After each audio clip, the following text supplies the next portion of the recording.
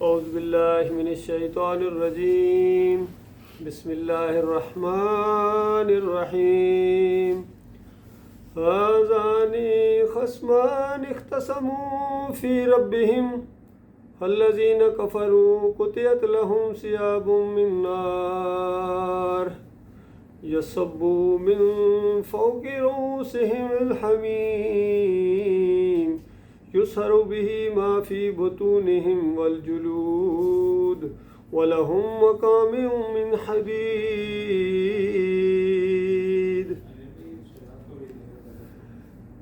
یہ سورہ الحج کی آیتیں ہیں۔ اس میں بہت ہی قرآن کا جوہری مسئلہ بیان ہوا ہے۔ بنیادی مسئلہ بتایا گیا کہ یہ دو گروہ ہیں، دو جماعتیں ہیں، دو لشکر ہیں، آمنے سامنے ہو گئے ہیں، اور ان کا جھگڑا، ان کی لڑائی اپنے رب کے بارے میں ہے۔ دیکھیے، دنیا میں بے شمار جنگیں ہوئی ہیں اور ہوتی رہی ہیں، ہوتی رہیں گی۔ یہ ساری جنگیں، جتنی لڑائیاں ہیں، یہ کسی نہ کسی مقصد کی وجہ سے ہوتی ہیں، اور ساری کی ساری یہ ناپسندیدہ جنگیں ہیں، سوائے اس جنگ کے جو خالص اللہ کے لیے برپا کی گئی ہو۔ جنگ بدر کے بارے میں یہ آیت سمجھی جاتی ہے، اور عام طور پر کلیہ بھی ہے، ہر جگہ اس کو فٹ کیا جا سکتا ہے۔ جہاں بھی کوئی جھگڑا ہو، اگر وہ جھگڑا صرف اللہ کے لیے ہے، دو انسان آپس میں لڑ پڑیں یا دو گروہ آپس میں لڑ پڑیں، دو جماعتیں، دو قومیں آپس میں لڑ پڑیں، اگر وہ جھگڑا اللہ کے لیے ہے تو یہ مبارک جھگڑا ہے۔ عام طور پر لڑائی جھگڑا اللہ تعالیٰ پسند نہیں کرتا ہے، اور اللہ تعالیٰ نہیں چاہتا ہے کہ اب لوگوں سے بغض رکھیں، لوگوں سے نفرت کریں، لیکن وہ بغض جو خالص اللہ کے لیے ہو۔ الحب للہ والبغض للہ، اللہ کے لیے محبت اور اللہ کے لیے بغض، تو آپ کی محبت بھی اللہ کی بندگی بن جائے گی، آپ کا بغض بھی اللہ کی بندگی بن جائے گی۔ اور یہ ضروری ہے، صرف یہ نہیں ہے کہ آپ نے اللہ سے محبت کرنی یہاں تک اللہ نے نہیں، بلکہ فرمایا کہ جو میرے دشمن ہیں ان کو للکارنا ہے، آپ نے ان کے ساتھ دشمنی رکھنی ہے۔ کہیں ایسا نہ ہو جائے کہ میرے دشمنوں کے ساتھ اگر تم نے پیار اور محبت کی، دوستی کی پینگیں بڑھائیں، تو یاد رکھنا پھر میرے ساتھ تمہارا کوئی تعلق نہیں ہے۔ اس کو دوسرے الفاظ میں کہا گیا فَمَن يَكْفُرْ بِالطَّاغُوتِ وَيُؤْمِن بِاللَّهِ فَقَدِ اسْتَمْسَكَ بِالْعُرْوَةِ الْوُثْقَىٰ لَا انفصام لَهَا۔ جو کوئی ان طاغوتوں کا کفر کرے جنہوں نے اللہ کے دین کو بگاڑا ہو اور اللہ کے راستے میں حائل ہو گئے ہوں، روکتے ہوں اللہ کے راستے کو، ٹیڑھا کرنا چاہتے ہوں، تو ان کو تم نے اپنا دشمن سمجھنا ہے۔ شیطان تمہارا دشمن ہے، تم شیطان کے دشمن ہو۔ تو اس انداز سے یہ کشمکش شروع ہوئی تھی، یہ بڑھتی جا رہی ہے ہر دور کے اندر۔ یہ جو کشمکش جنگ بدر کی شکل میں پیدا ہوئی تھی، اور اس کو کہا گیا کہ یہ دو فریق ہیں، آمنے سامنے آ گئے۔ ایک طرف باپ ہے، دوسری طرف بیٹا ہے، ایک طرف ایک بھائی ہے، دوسری طرف دوسرا بھائی ہے، ایک طرف ماموں ہے، دوسری طرف بھانجا ہے، ایک طرف چچا ہے، دوسری طرف بھتیجا ہے۔ لنگوٹیے یار ہیں، بچپن کے دوست ہیں، لیکن یہاں معاملہ اللہ کا آ گیا ہے، آمنے سامنے آ گئے۔ تو اس انداز سے یہ ایک مثالی جنگ ہے، قیامت تک کے لیے ایمان اور توحید اس سے سمجھی جا سکتی ہے، کیونکہ اس سے پہلے جو 13 سال گزرے ہیں مکہ کے اندر، وہ یہی ایمان کی دعوت اٹھی ہے، اسی پر جھگڑا شروع ہو گیا ہے۔ 40 سال عمر تھی نبی علیہ السلام کی، اس سے پہلے تو صادق اور امین کہتے تھے، قوم کو بڑی امیدیں وابستہ تھیں، اور کہا کرتے تھے ہمیں تو آپ سے بڑی امیدیں وابستہ تھی، آپ نے یہ کیا مسئلے شروع کر دیے؟ آپ کی وجہ سے گھر گھر میں جو ہے یہ لڑائی چھڑ گئی ہے، بیوی خاوند کی اس طرح اب اطاعت نہیں کرتی جس طرح پہلے کرتی تھی، غلام ہمارے خود سر ہو گئے ہیں، ہماری اب بات اس طرح ہم نہیں مانتے جو ان کی بات مانتے ہیں، ایسا جادو کر دیتے ہیں، ایسا اثر ہو جاتا ہے۔ ایک کھلبلی مچ گئی ہے مکہ کے اندر، اس ماحول کے اندر۔ تو اس طرح ٹارگٹ بن گئے تھے نبی علیہ السلام بڑے بڑے سرداروں کے، اور ان کو وہ مجرم سمجھتے تھے کہ ان کی وجہ سے یہ سب کچھ ہوا ہے، لیکن نبی علیہ السلام نے بالکل پرواہ نہیں کی ہے، اور اللہ کی طرف سے یہی حکم تھا کہ بس 4 باتیں جس کے اندر آئیں گی وہ جہنم کی آگ سے بچے گا، وہ خسارے سے بچے گا، باقی سارے نادان ہیں، سارے خسارے میں ہیں۔ الا الذین آمنوا وعملوا الصالحات وتواصوا بالحق وتواصوا بالصبر، کہ جو ایمان لائیں، ایسا مضبوط ایمان لائیں اللہ کے اوپر، اپنے مالک کو اپنا اکیلا معبود مانیں، اور ساری خدائیوں کو چیلنج کر دیں. اب ساری جتنی اس سے پہلے کچھ کرتے رہے ہیں، جن کی نظر و نیازیں کرتے رہے ہیں، جن کی پکاریں لگاتے رہے نادانی کے اندر، یا ابراہیم اگسنی، یا لات بابا، یا منات بابا، ان کو پکارتے رہے، ان کے واسطے وسیلے دیتے رہے، اس سے توبہ کر لیا. نہ انہوں نے تعداد کو دیکھا، نہ رسم و رواج کو دیکھا، نہ پورے ماحول کو دیکھا، بس اللہ کے اوپر ایمان لائے ہیں، پھر اللہ پر معاملہ چھوڑ دیا ہے. اسی کو پھر انہوں نے پھیلایا ہے جس کو تبلیغ کہتے ہیں، اور پھر اس پر جم گئے ہیں، صبر کے ساتھ جم گئے ہیں، کیونکہ مالک کی طرف سے اعلان کیا گیا تھا کہ جو آخری سانس تک اس ایمان کو لے جائے گا، جیسے بھی حالات ہوں، جس طرح کا بھی ماحول ہو، وہ پیچھے نہ ہٹیں، وہ کمزوری نہ دکھائیں، اور ان کو پورا یقین ہو اس بات کے اوپر کہ اس راستے میں اگر ان کو تبلیغ کے دور کے اندر مار دیا جائے، یا اپنی موت مر جائے، یا وہ آگے جنگوں کا دور شروع ہو جائے، تو ان کا آخری سانس آئے گا، آخری جب اس دنیا سے اس دنیا کے اندر قدم رکھیں گے، تو مالک نے وعدہ فرمایا کہ ان کا وہ استقبال کیا جائے گا جو بڑے بڑے بادشاہوں کے وہم و گمان میں بھی نہیں آ سکتا کہ کسی کا کوئی وہ پروٹوکول ہو سکتا ہے. فرشتے جلوس کے جلوس لے کر آئیں گے اور اتنی خوشخبریاں سنائیں گے، اور پاس بیٹھنے والوں کو معلوم نہ ہو، لیکن یہ خوش کر دیا جائے گا، اور مالک کی طرف اس کو بلاوا ہوگا کہ اب چلو ان جنتوں کی طرف. اور فرمایا ان الذین قالوا ربنا اللہ ثم استقاموا تتنزل علیہم الملائکہ اللہ تخافوا ولا تحزنوا وابشروا بالجنۃ التی کنتم توعدون، کہ جمع رہنے والوں، اب جب آخری سانس آ رہی ہے تو مالک کی طرف سے فرشتے آئے ہیں اور آتے ہی خوشخبریاں سنائی ہیں کہ بس ختم، سارا امتحان ختم ہو گیا، نہ گزشتہ کا کوئی غم تمہارے پاس آئے گا، نہ آئندہ کی کوئی فکر ہوگی کہ آگے کیا ہونے والا ہے، خوشیاں مناؤ، اب آگے چلو ان جنتوں کی طرف جن کا وعدہ کیا گیا تھا، جن کو حاصل کرنے کے لیے. کیونکہ مالک نے صرف اس انداز سے نہیں کہ بس صرف نماز روزہ کرنا ہے، یہ کرنا ہے، وہ کرنا ہے، مالک نے پورا پروگرام بنایا ان کو کہ تمہارے لیے یہ خوشیاں رکھی ہوئی ہیں. اس طرح شوق دلایا مالک نے، ان جنتوں کا ذکر کیا، کچھ تو بتا دیا اپنی کتاب کے ذریعے اور اپنے نبی کے ذریعے، اور اس کے بعد جو آگے اللہ نے تیار کر کے رکھا ہو، مالک فرماتا کوئی جان نہیں جانتی کہ ہم نے اپنے ایسے مومن بندوں کے لیے، ان کے لیے رکھا ہوا ہے جو اللہ کے راستے میں آئیں، ایمان لائیں، اور پھر اس کے بعد پورا رنگ چڑھ جائے ان کے اوپر اللہ کی بندگی کا. دیکھنے والے دیکھیں کہ یہ صرف ایک اللہ کا بندہ ہے، اللہ کا فرما بردار ہے، نافرمان نہیں ہے، اور خوشی کے ساتھ اللہ کی فرما برداری کرتا ہے، ہر نیک کام میں آگے بڑھنے کی کوشش کرتا ہے. تو ان کے لیے مالک نے وہ ایسی ایسی جنتیں تیار کر کے رکھی ہوئی ہیں، ایسی ایسی نعمتیں تیار کر کے رکھی ہوئی ہیں جو دنیا کے کسی بادشاہ کے وہم و گمان میں بھی نہیں آ سکتی. اندازہ لگائیے، آج نقشے کے اوپر ایسے ایسے چھوٹے چھوٹے ملک ہیں، جس طرح ہمارے اس بحرین کی مثال لے لیں، نظر بھی نہیں آتا، ایک نقطہ بھی نظر نہیں آتا، اور یہاں جو بادشاہ ہوتے ہیں کس طرح عیش کے اندر رہ رہے ہوتے ہیں. تو بتاؤ جو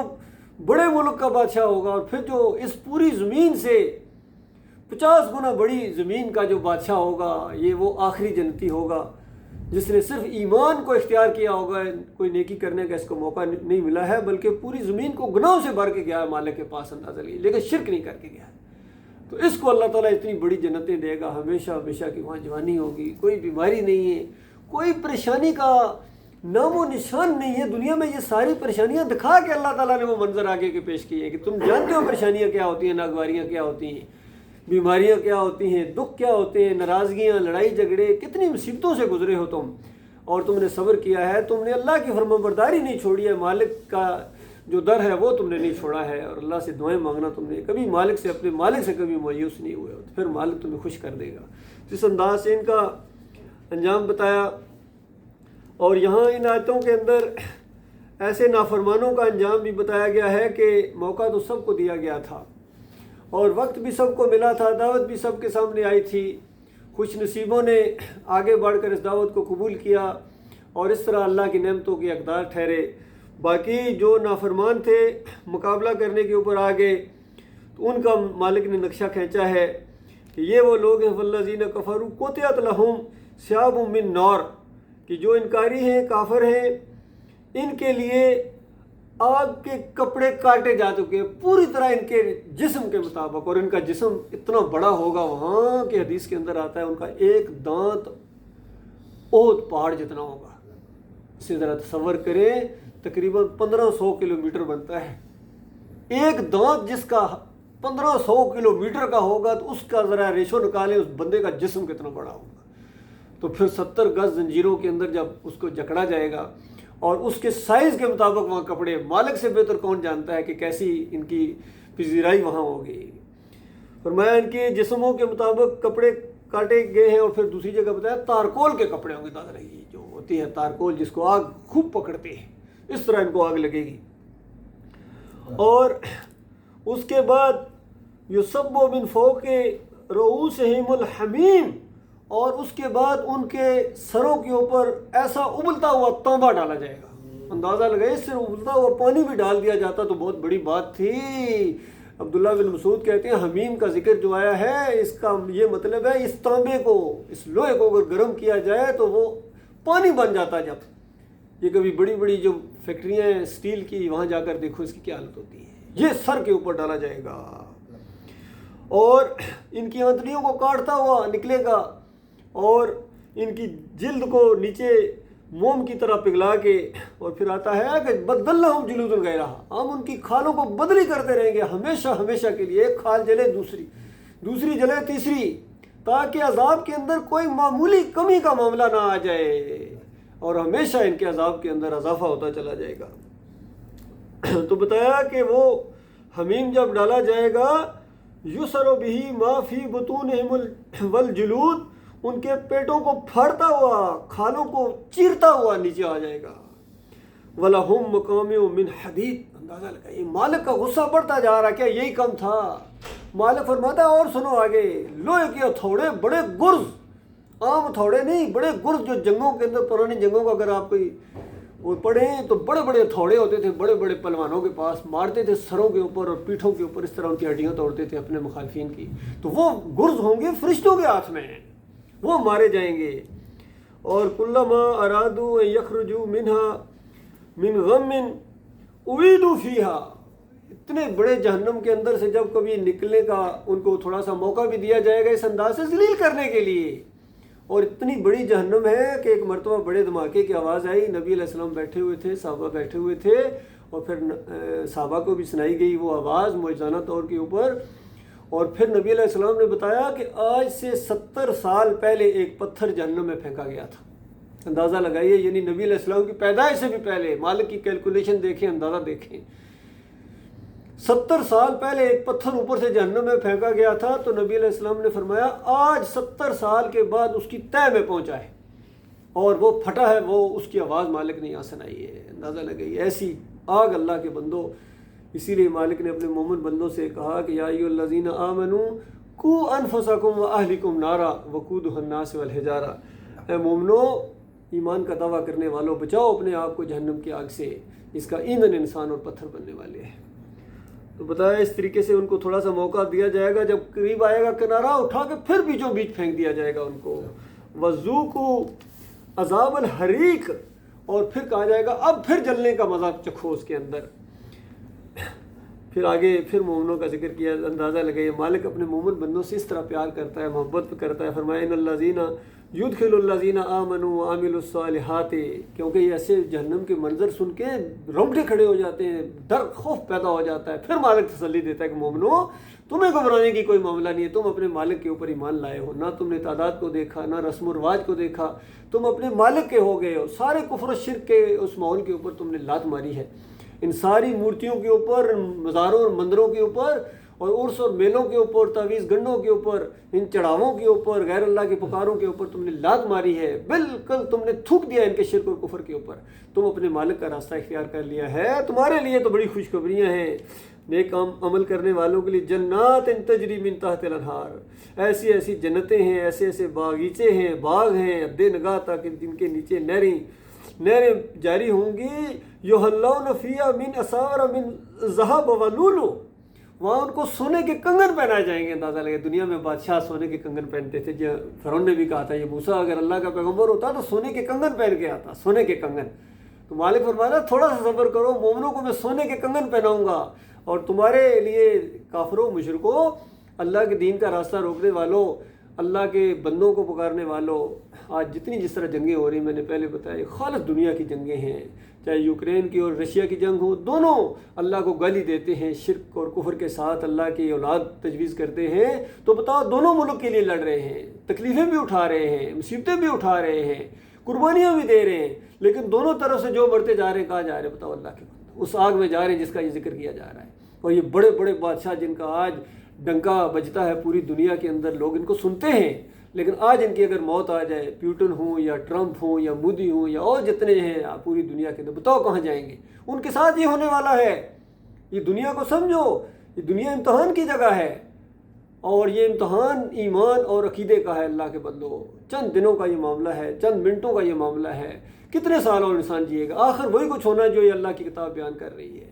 چاہے یہ اسرائیل کی جنگ ہو، چاہے یہ ایران کی جنگ ہو۔ بتاؤ، گھوڑے کا بیچاری سلیب کی بیچاری کے اوپر میزائل پھینک رہا ہے، سلیب کا بیچاری گھوڑے کے اور تازیے کے بیچاری کے اوپر میزائل پھینک رہا ہے۔ ادھر ہماری جنگ ہوئی ہے، مورتی کا بیچاری قبر کے بیچاری اور مزار کے بیچاری کے اوپر میزائل پھینک رہا ہے اور ڈرون بھیج رہا ہے، یہ ادھر بھیج رہے ہیں۔ اندازہ لگاؤ، اللہ کے لیے جنگ نہیں ہو رہی ہے۔ اللہ کی جنگ یہ ہوتی ہے، عقیدے کی جنگ ہوتی ہے، توحید کے اوپر جو جنگ کھڑی ہو جاتی ہے، جس طرح جنگ بدر اس کی مثال ہے کہ اللہ اکیلا ہے، یا بابا اور کاکا بھی بیچ میں شامل ہے، ان کا وسیلہ بھی ہے، تعویذ گنڈا بھی ہے، مورتی بھی ہے، عرس اور میلے بھی ہیں، یہ سارا اس پر جھگڑا کھڑا ہو جائے، ایک گروہ اٹھے ہو کہ نہیں صرف میرا اکیلا مالک ہے، بس کوئی اور اس کے اندر شریک نہیں ہے، باقی سارے فرش والے، ایک عرش والا ہے اوپر والا جس کی بندگی ہوگی، جس کی پکاریں لگیں گی، جس کی نظر و نیاز ہوگی، بغیر واسطے وسیلے کے اس کو پکارا جائے گا، شرک سے زیادہ قریب ہے، دعاؤں کو سنتا ہے، قبول کرتا ہے، مالک ہے، اکیلا ہے، بس اس میں کوئی مشیر اور وزیر نہیں ہے اس کا۔ اس انداز سے یہ جب جھگڑا کھڑا ہو جاتا ہے، چاہے گھر کے اندر کھڑا ہو جائے، چاہے قومیں اس پر لڑ پڑیں، یہ مبارک جھگڑا ہے، اور اس کے ماننے والوں کو اللہ تعالیٰ وہاں جنت کی ایسی بادشاہیوں کے تاج پہنائے گا، سونے کے کنگن پہنائے جائیں گے، فرمایا وہ لباس ہو ہم فیہا حریر، اور ریشمی لباس وہاں پر پہنائے جائیں گے۔ اندازہ لگائیے کیسے کیسے لباس ہوں گے۔ وَہُدُوا إِلَىٰ طَيِّبٍ مِّنَ الْقَوْلِ، ان کو ہدایت بخشی گئی تھی، یہ کلمہ کی طرف ان کی رہنمائی کی گئی تھی کہ مالک اکیلا ہے، یہ بات انہوں نے مان لی تھی۔ وَهُدُوا إِلَىٰ صِرَاطِ الْحَمِيدِ، اور اللہ کا راستہ ان کو دکھایا گیا تھا، بتایا گیا تھا، ان کے سامنے دعوت آئی، انہوں نے قبول کر لیا۔ پھر دیکھیے وہی بات آگے پھر آ رہی ہے، ان الذین کفروا وصدوا عن سبیل اللہ، جو کفر کریں اور اللہ کے راستے سے روکیں، تو یہ جو اللہ کا راستہ ہے اس کو جو روکتے ہیں، کسی حیثیت سے بھی روکتے ہیں، چاہے تھوڑا چاہے زیادہ، چاہے بدوائیں کے ذریعے، چاہے اور کوئی روڑے اٹکاتے ہیں، یہ سارے کے سارے مجرم لوگ ہوتے ہیں اللہ کے بندوں۔ تو یہ اللہ کی دعوت اٹھی ہے، اللہ کے فضل و کرم سے اٹھی ہے، مالک کی رحمت و شفقت کے ساتھ اٹھی ہے۔ اس کا ساتھ دینے والے، اس کو آگے بڑھانے والے، یہ بہت ہی خوش قسمت لوگ ہیں، اور جم جانے والوں کے لیے ساری خوشخبریاں یاد رکھیے۔ جو پھسل جائیں ان کے لیے کوئی خوشخبری نہیں ہے، ان کے لیے کہا جائے گا تو ان کے چہرے کالے ہوں گے جنہوں نے ایمان کو اختیار کرنے کے بعد پھر کفر و شرک کی طرف واپس لوٹ جائیں یا پھر فرقہ بندی کی طرف چلے جائیں،